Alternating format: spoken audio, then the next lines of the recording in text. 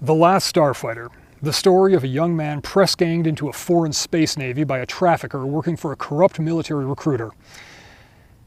It's a bit harsh, but it's also not wrong. Probably best known for its early use of CGI, the film actually holds up fairly well. So the story starts with Alex Rogan, a young man living in a trailer park and hoping to go to college and get out of there. He spends most of his time doing maintenance work for the residents and hanging out at the office playing the Starfighter arcade game, a space combat flight simulator. You're gonna bust the record! Eventually he beats the game and sets a new record score while the entire community cheers him on. It seems that not much happens there. But he's about to find out that it's not just a game. You may have thought it was a game, but it was also a test. Aha! That's Centauri. He runs a shady recruiting operation, and Alex has caught his attention. Step into my office. A short ride later, and Alex finds himself being processed into the Star League Space Navy as a fighter pilot. Did it ever occur to you that it's against the law to recruit from worlds outside the Star League? Like I said, kinda shady. The short of it is that the League needs pilots, starfighters they call them, to fight these fugly chuds, the Kodan, who are invading with the help of Xur, who sold out his homeworld Rylos and actually believes he won't be disposed of as soon as he's no longer needed. How long must we endure this fool? This would-be tyrant's naivete leads me to think that the people of the Star League have had a very sheltered life behind their impenetrable frontier. A barrier of energy encircling the peaceful systems of the universe.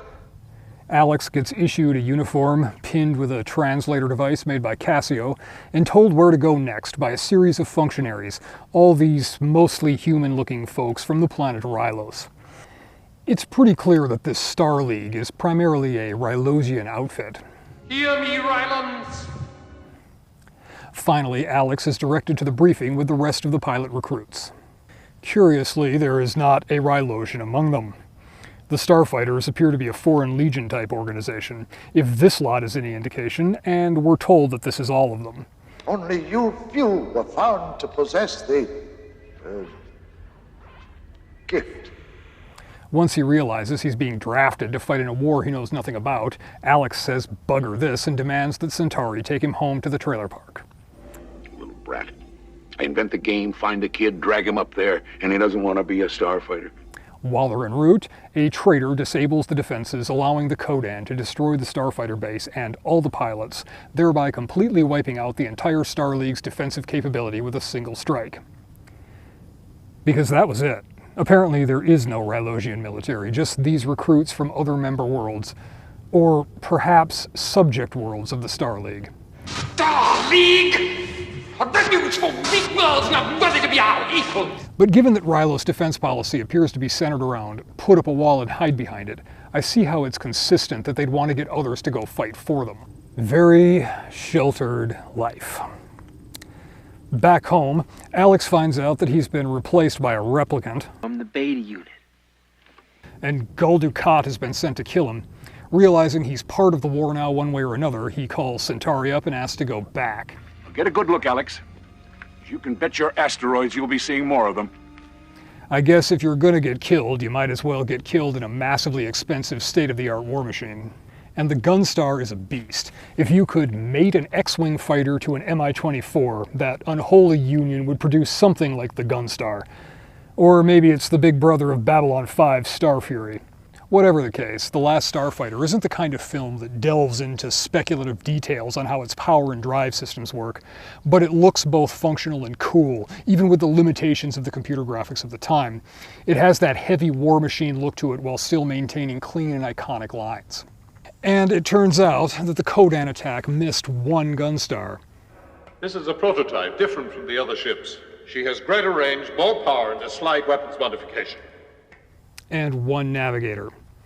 By this stroke of luck, Alex becomes the last hope to defeat Xur and the Kodan Armada in a scenario that's essentially the same as the game he'd been playing back home. Xur. Let's talk about this guy. He's the son of the Poobah of Rylos. I think his title was Ambassador. Attention. Attention, please. Ambassador Endurant has arrived. But to what? Zur is a spoiled rich kid trying to get back at Daddy for some slight, whether real or imagined. Yes, Father, your mighty frontier grows weaker by the moment. Do not call me father.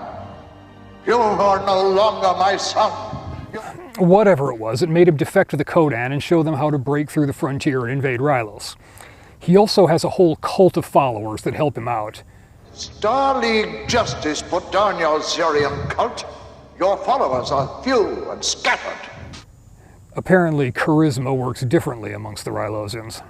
He's arrogant, pretentious, just like your Kodan emperors, isn't it, Commander Crew? And he really seems to believe that he's in command of the operation right up until they drag his ass out. Release me! I command you! You will pay for this with your life! But what I find interesting is that Zur doesn't really have much of an ideology. He's very clear about what he's against, but he doesn't seem to be for anything beyond his own aggrandizement. And his costume reflects this. The black vinyl isn't just bad guy chic, it's the same cut as the Rylosian uniforms, down to the stripe and crest on his sleeve. It's not a uniform, it's a sartorial rejection of the Star League. Similar to the rites and rituals of Anton LaVey's Church of Satan, it exists solely as a rejection of its opposite. There's nothing else there.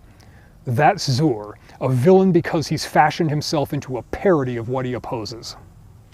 So I have to wonder if his assumption of superiority in treating the Kodan like minions is the opposite of the Star League's openness and acceptance as equals of other species, or if it's a more subtle inversion, reflecting a Rylosian fear of the others, prompting them to present a face of humility while structuring the League to keep the other species comfortably subservient. I'm way overanalyzing this movie, but it's something to discuss over Zimas.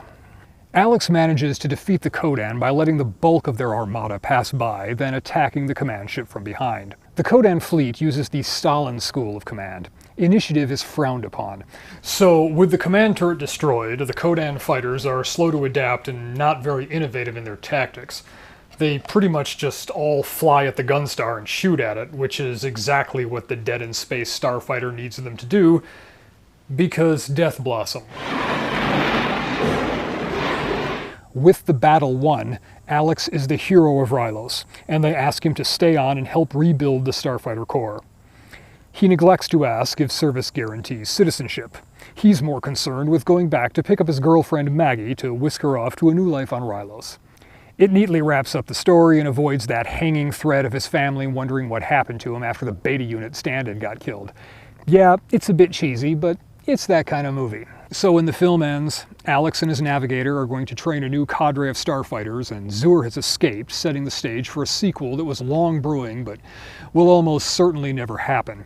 And in the meantime, this young couple barely out of high school will try to make a go of living in a completely alien culture.